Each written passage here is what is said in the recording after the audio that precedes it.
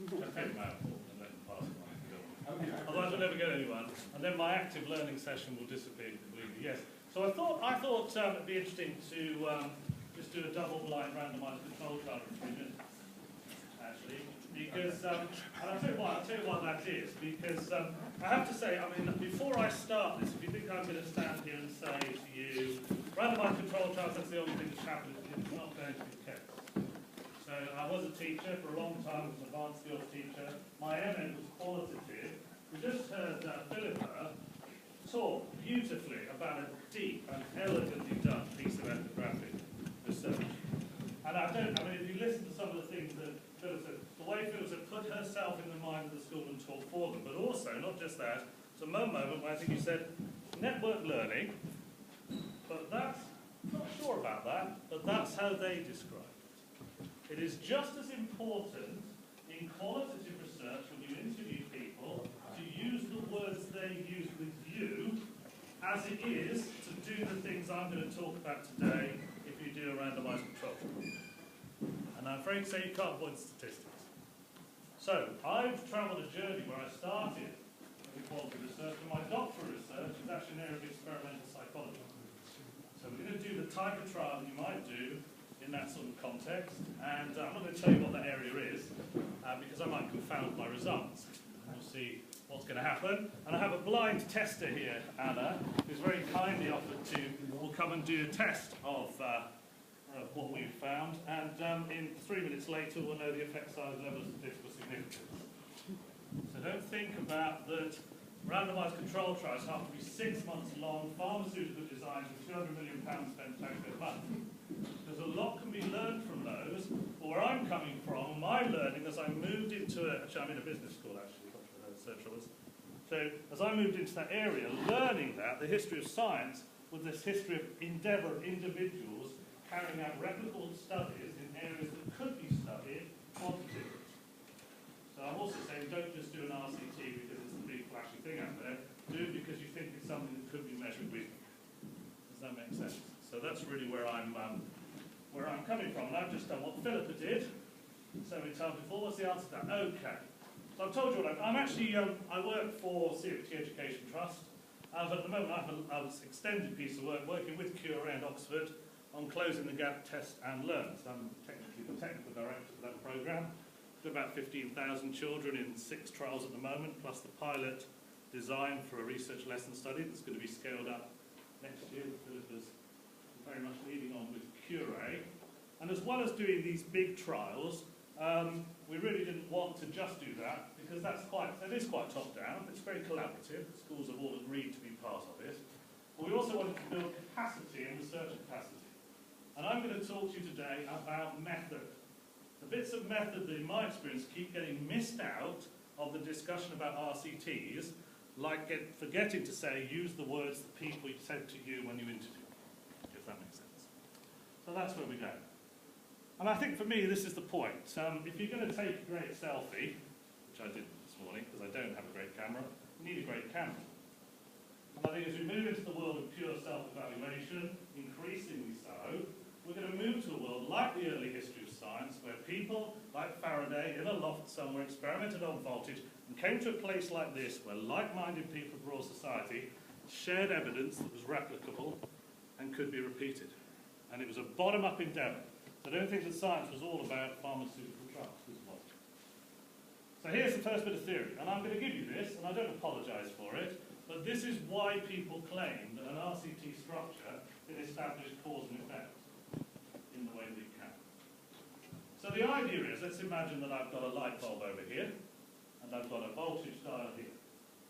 As I turn my voltage dial up, the brightness on the bulb increases. So the brightness of the bulb depends on the manipulation of this, which I can do independently as an experimenter. You get that idea? However, I'm biased, aren't I? What do I just always turn out like that? What if there's something else in the environment that's leading the bulb to pulsate?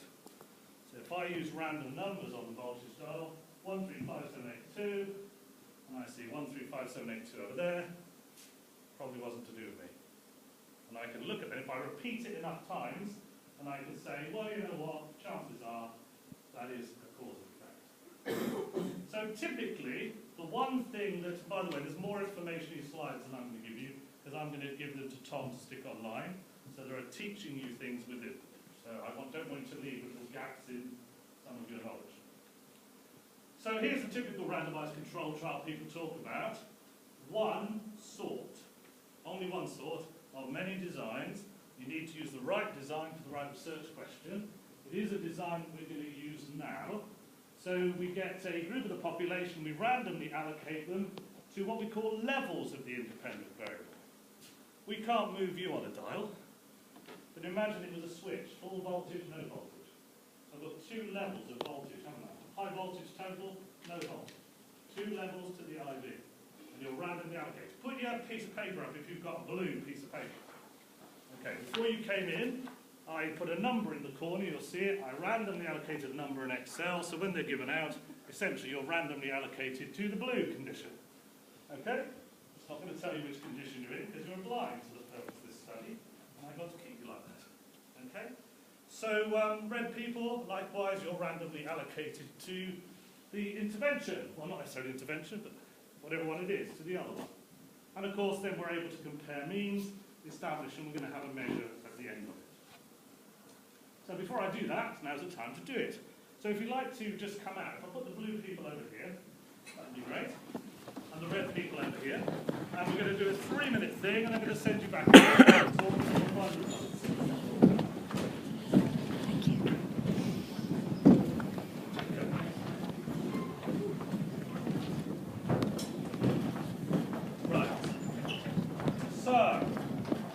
Get yourselves ready, get yourselves in a line somewhere, okay, and you can just put your piece of paper on the floor.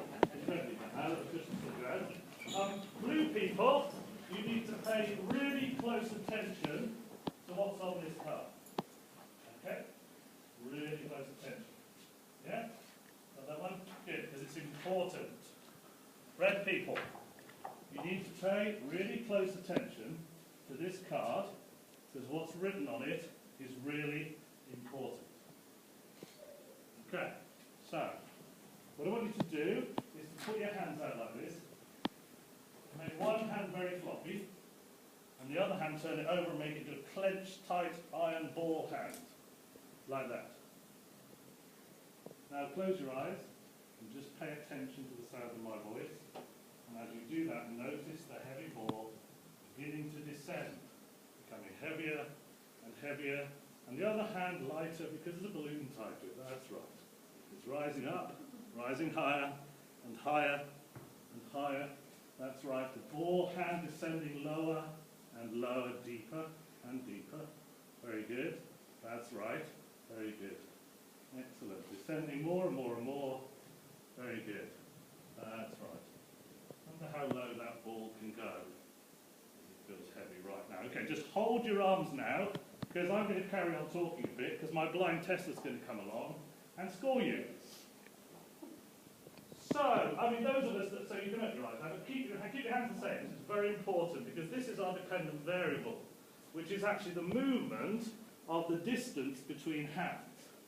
And obviously we've got quite a small sample, so whether we end up getting to a really significant level, we don't know. You can imagine it's 1,000 people. It might be over here. Broadly speaking, I'm not seeing a great deal difference.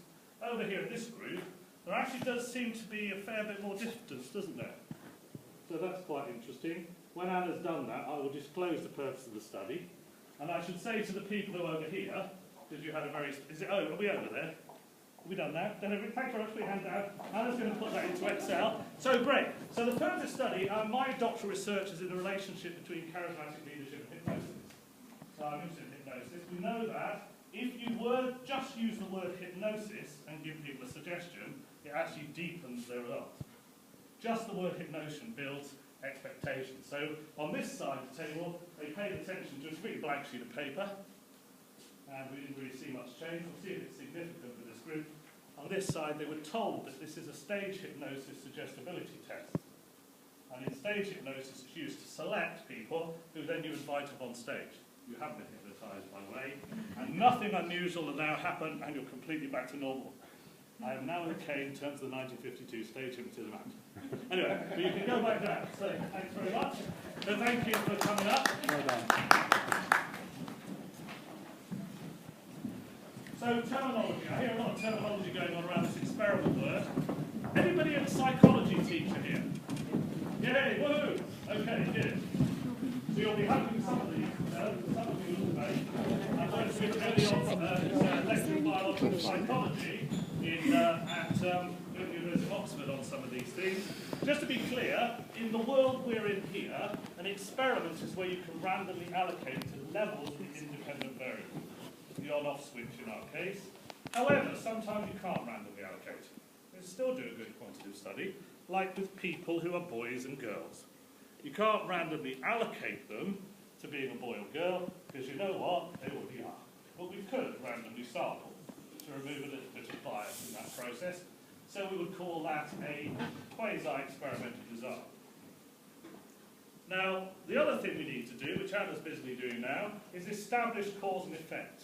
And I'm not going to apologise for showing you some distributions, but basically, we can imagine if we'd lined people up with a big change and a small change at the other end of the curve. In the middle, there probably would have been more people.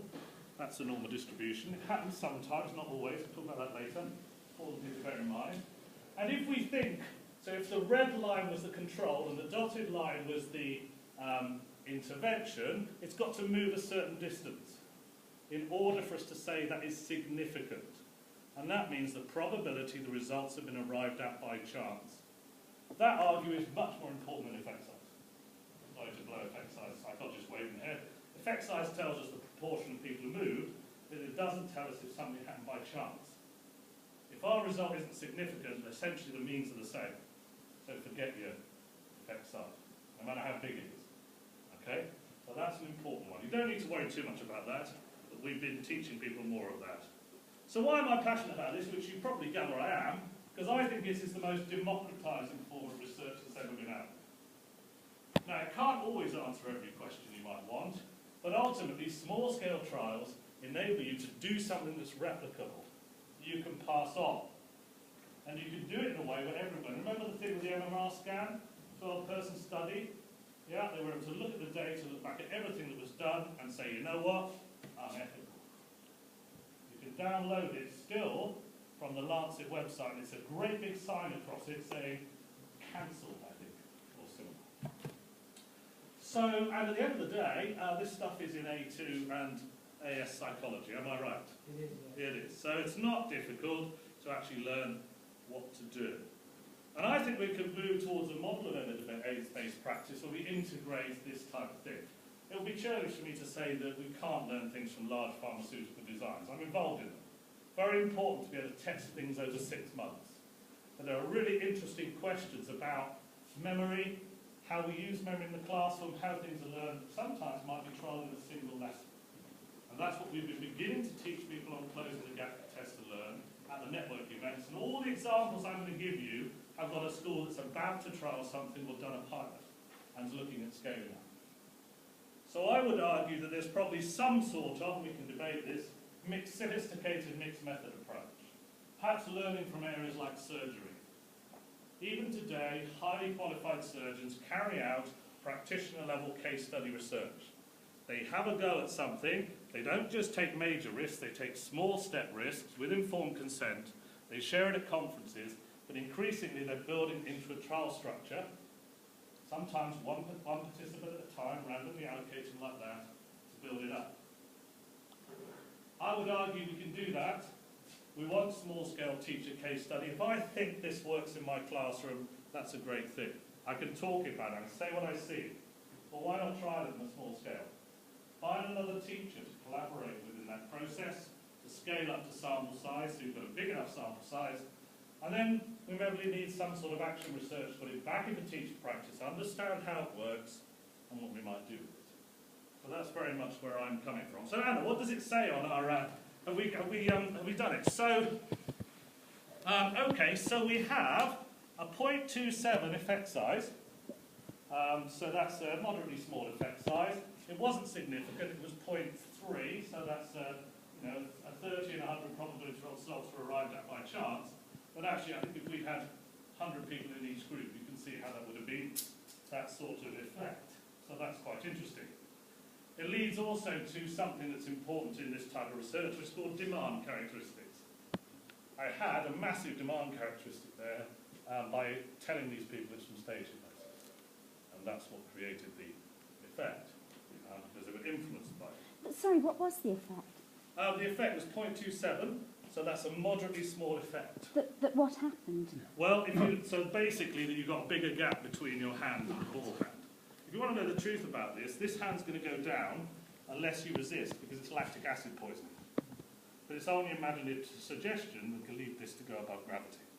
Does that make sense? So in hypnosis, these tests tend to be grouped together in banks to define hypnotizability, which is normally distributed. So what types of designs are we doing that high second teachers begin to do? One teacher is looking at episodic memory to improve semantic memory. So one-hit wonder type moments where you imagine yourself perhaps as the water molecule, travelling through the water cycle, what you see, feel and hear, your experience, is thought that it might improve semantic memory. There'll be good evidence for that from neuroscience. So in this case, we've got a pre and post test between subject design, or sometimes called independent measures. That's a slight variant again, isn't it? That's one method we can use. When we think that we can measure something to begin with and measure something afterwards, we could do that type of design. And the advantage of that, obviously, is we know where our people started in the pre-test and where they ended up. That's not the only game in town. Let's suppose I wanted to find out if driving drunk resulted in people knocking over more things. People, for example. I can't use people, but I might use cones, mightn't I? Drive around a course. What's the problem if I randomly allocate half of you to driving sober and half drunk? What's the problem? Sorry? Some people might be more susceptible drunk. What else? What's the other problem? Some might be lousy drivers. So between subject variation then is a big issue. So that's why so far this is the only type of design the other design is the only one you've come across, because we're doing this over 6 months, so we've got to have very large samples over 6 months. But there are other things we can try on different ways. So how about this? I get half of you to drive around sober, I leave a gap, and the other half drive around drunk. Then you guys drive around sober, and you guys drive around drunk. So the change then is inside the individual person. So I've reduced the participant difference, and I still amalgamate my results like this. There's a school that's had a go at that on different styles of marking within the same topic, randomly allocated the children to the order in which they experience things. Does that make sense? Now, counterbalancing, as that's called, has an interesting advantage statistically. Because you might say, well, what if people who drove round have improved their driving ability when they drive the second course drunk? Well, because we've counterbalanced it, arguably, if you amalgamate the statistics like this, then we've controlled for the order effect, because if there is an increase caused by learning, it's present in both areas, and it cancels itself out. Does that make sense? Get the idea? The other advantage is I only need half the participants to get to a level of power, because if I had 30 in each class, they've done it twice. When I analyse the data, it's 120-person study, effectively, data-wise, not a 60. So it's a great way of increasing sample size. Just go back to this one to illustrate that. I've got 30 children going one way and 30 the other. I've actually got 60 participants, basically, in terms of the power of the data. So we're looking at schools beginning to think about that. And one school this week, in the West Country, began to hypothesise and start thinking about a 3-condition study that's counterbalanced. This is a lady who teaches Year 7s. She teaches all 3 Year 7 classes. They stratify the sample when they go into Year 7, so they're more or less balanced in the English class. And she's interested in whether watching a scene from the Shakespeare play on television is better than have a period of quiet embedded learning. So she's just going to do normal general teaching, quiet embedded learning, and then so for each of 3 different consecutive scenes, she's going to have a different method. Interesting. We'll have to look at the data, because I don't think anyone's ever done a design like that in an education context. It's very new. Very interesting. The great advantage of that is she's going to end up with, over 3 lessons, the equivalent of 270 person between subject design. And you see why? Because there's 30 in each unit. So that's a very interesting endeavour. And she is the same teacher. That's very interesting. There are other issues, day of the week, those sorts of things, of course. You may want to think about a third condition as well, adding something else in.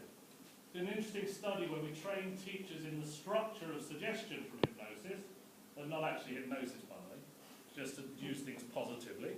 So typically you say things like, would you like to go into a deep trance or a light trance ball? It's called a double bind. So what about, would you like to do the questions or the diagram first? So we found some of the most difficult learners in the country, download this from the website, the difficult learners in the country, which are adult numeracy learners. I don't know who taught those, but they're terrible. So, 16, 72, they won't behave, they've always got a big phobia about it. The problem was, though, that's all very subtle, isn't it?